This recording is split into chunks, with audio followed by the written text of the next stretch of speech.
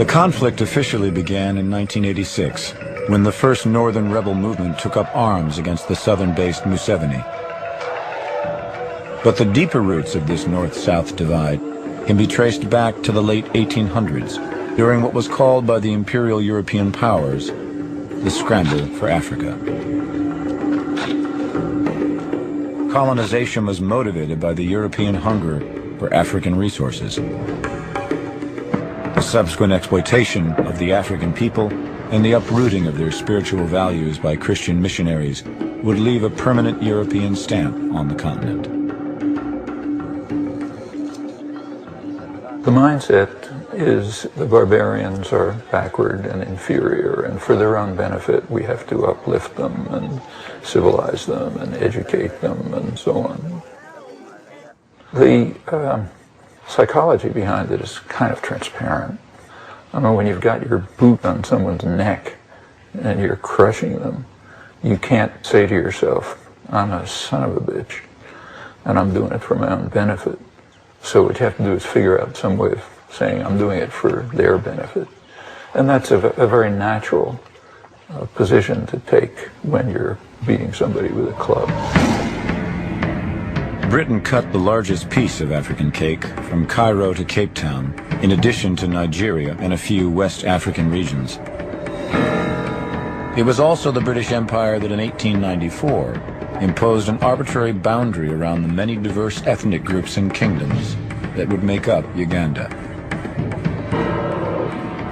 The southern Bantu-speaking people were given economic, political, and educational advantage. The northern ethnic groups, two in particular, the Acholi and the Langi, were the main recruits for military and police positions.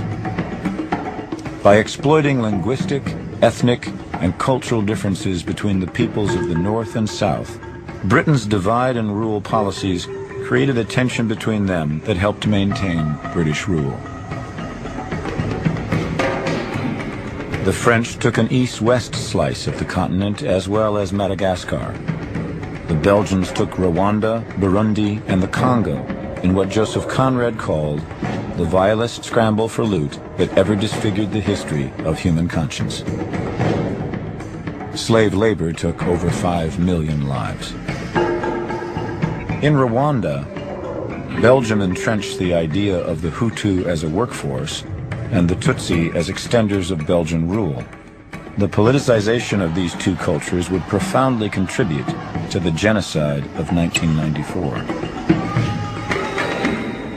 In Sudan, the British ruled the Arabs in the north and the blacks in the south as separate colonies, only to combine the areas before independence in 1956. The result has been relentless civil war, the Darfur massacres being the latest tragedy. The Portuguese decimated Angola, Mozambique, and Guinea-Bissau well into the 1970s. The Italians took Libya, Eritrea, and Somalia. The Germans added Cameroon and Tanzania and committed the first genocide of the 20th century against the Herero people.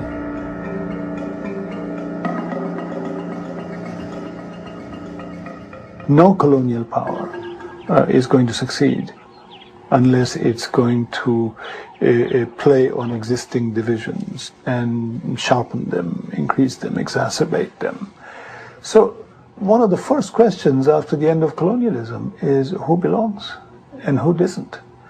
Who was part of the colonial struggle and who betrayed.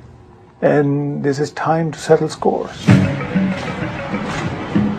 It was this colonial legacy that Uganda carried forth into its independence in 1962.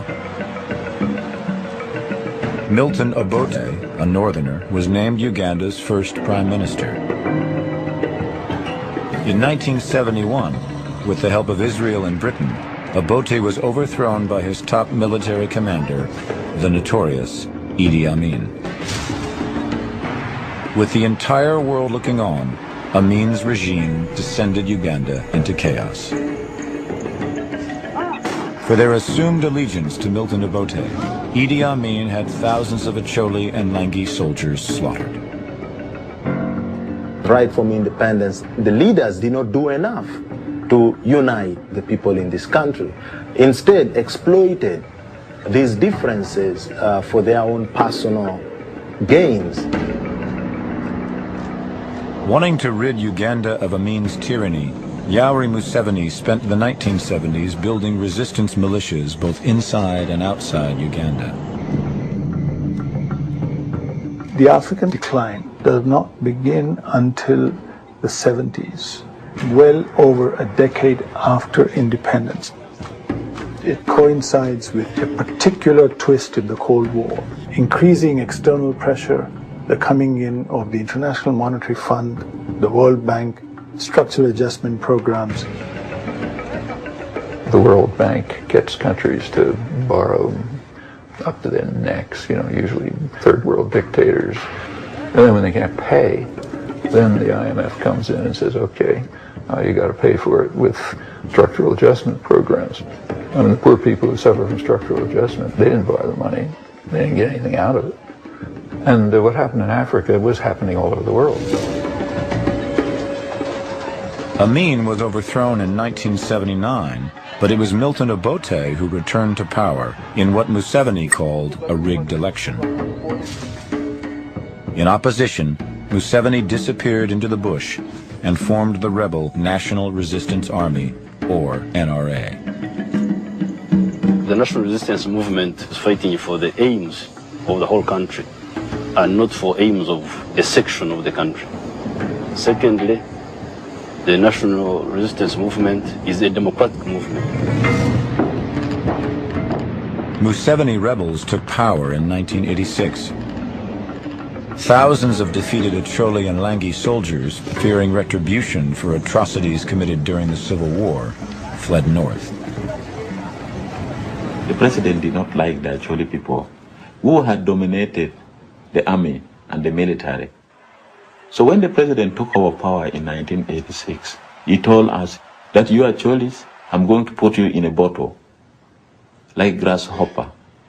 You see a grasshopper, if you put a grasshopper in a bottle, and I will block that bottle, you will see outside and not be able to get out.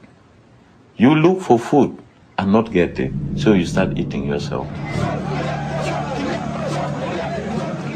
Although several northern rebel groups formed in opposition to Museveni, only one had a spiritual component. Before there was Joseph Coyne and the Lord's Resistance Army, there was Alice Lakwena and the Holy Spirit movement. Alice Lakwena's thing was that the Choli people were very sinful, and she came to correct that. Again, it goes to spiritual. Alice Lakwena will tell you exactly what time they're coming, to which area they're going to attack. And true to their word, you'll see them coming with branches of trees, carrying AK-47 and singing hymns. And Coyne did exactly the same. And this just terrified government troops. In October of 1987, after a number of surprising military successes, Alice Lakwena's forces were demolished by Museveni's National Resistance Army just north of Kampala. Once shunned by Alice Lakwena, Joseph Coyne and the Lord's Resistance Army soon became the main rebel force in northern Uganda, with Coyne recruiting some of Lakwena's forces and even channeling her main spirit. But Coyne did not prove to be as popular with the people as Lakwena, and resorted to coercion, abduction, and terror to build his army.